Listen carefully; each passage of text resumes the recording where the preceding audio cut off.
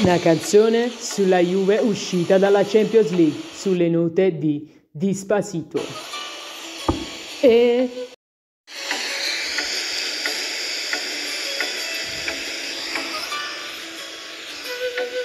la Juve è uscita anche dalla Champions League quest'anno.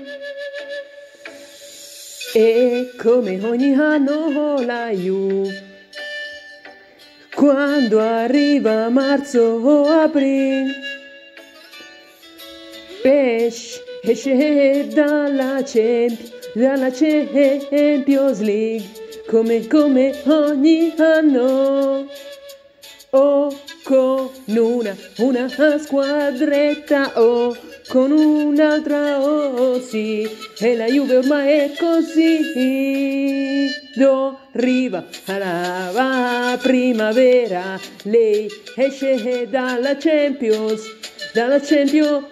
League, e oh sì, uscita, anche questa volta è uscita e l'ha accompagnata all'uscita.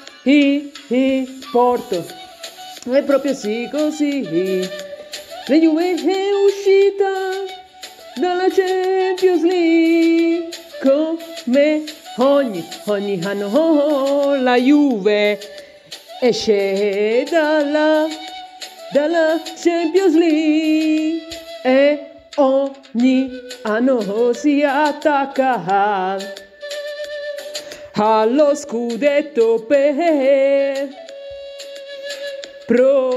provare a non fare una stagione fallimentare, ma quest'anno per loro non sarà così, perché lo scudetto lo vincerà proprio Antonio Conte, quello che stanno a criticare. Lui è lì al primo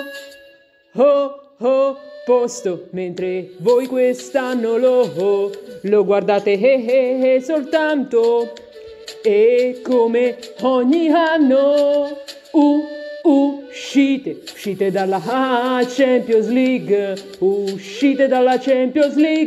o a marzo ad aprile, proprio come la Pasqua, non si sa quando arriva, ma prima o poi arriva, proprio come la uscita della Champions League della Juve è uscita.